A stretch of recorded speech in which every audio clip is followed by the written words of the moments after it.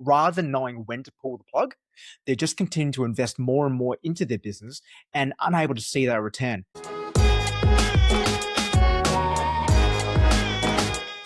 This week in e-commerce, episode 125, where the big news is that Alex will not be joining me this episode because she is recovering from our friend of the pod, Emily Elvey's wedding over the weekend.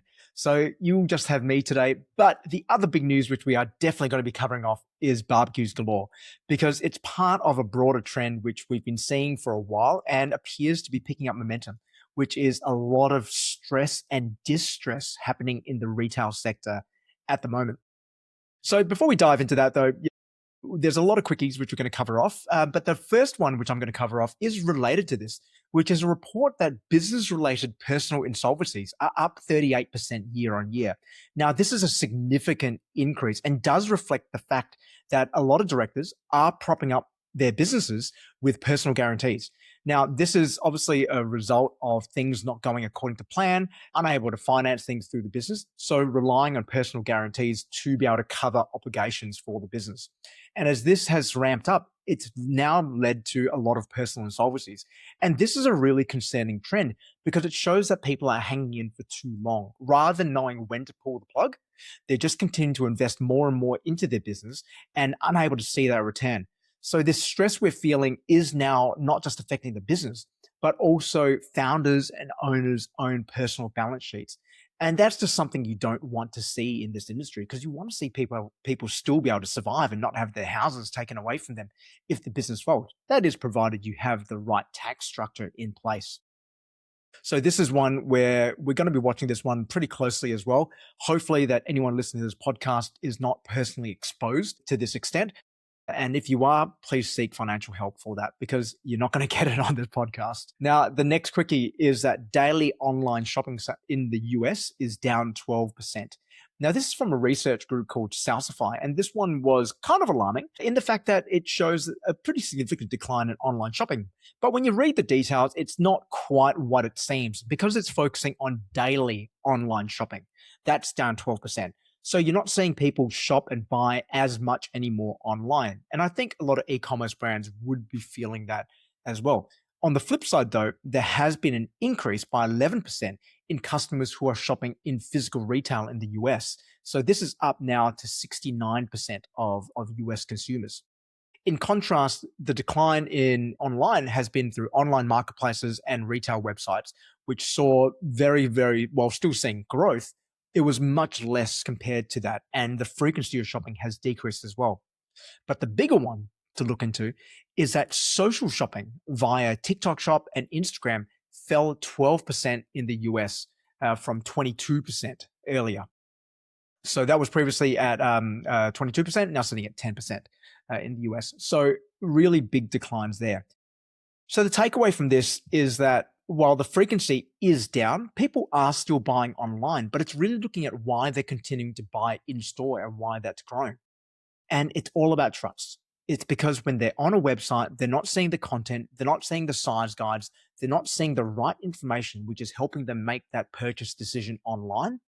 So they're going to shops where they can actually touch and feel that.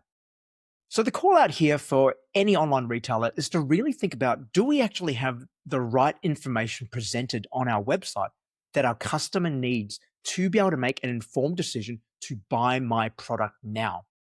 And when you look at a lot of new websites, you're certainly not seeing that. And even a lot of established ones as well.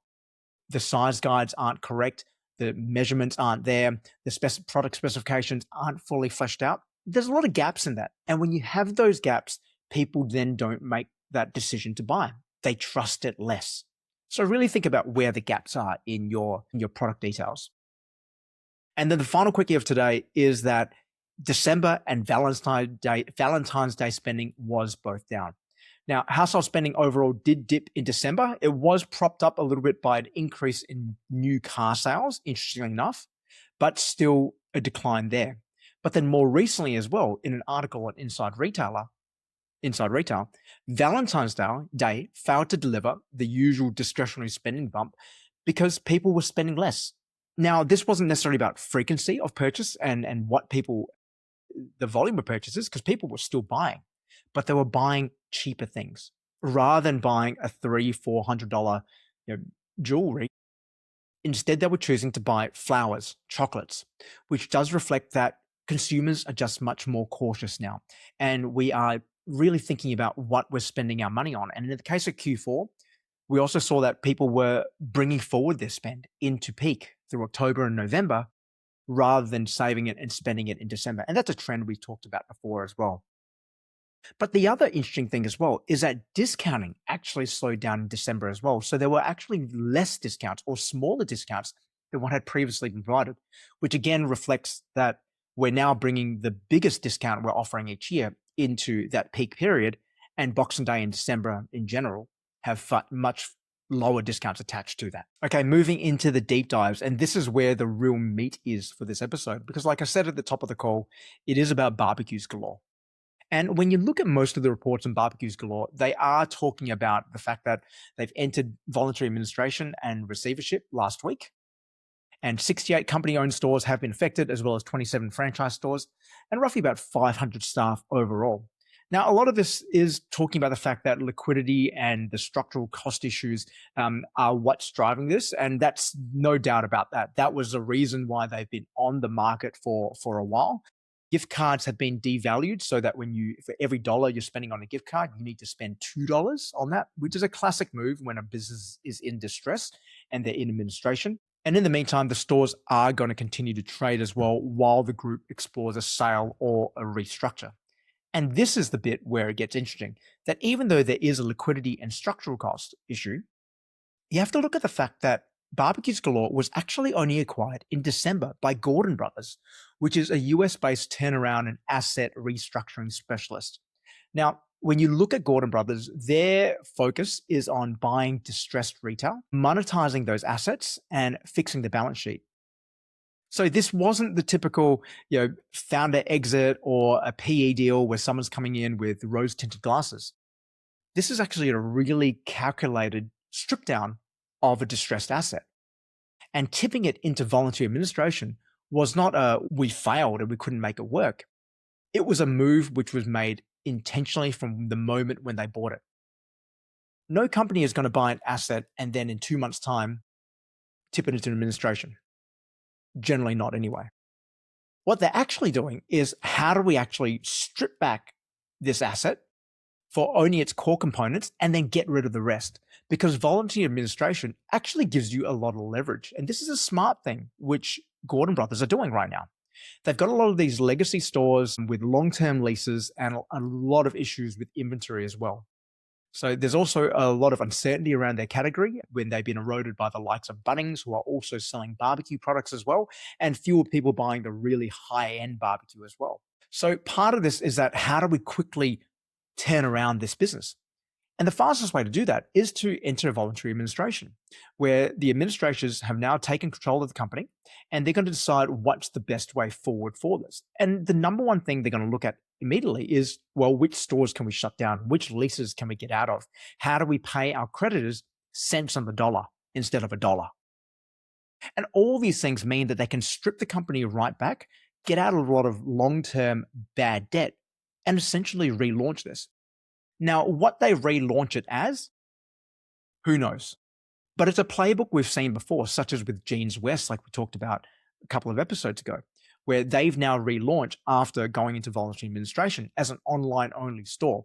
All AI-generated photos, images, product descriptions, etc. But they've relaunched with a much, much leaner model.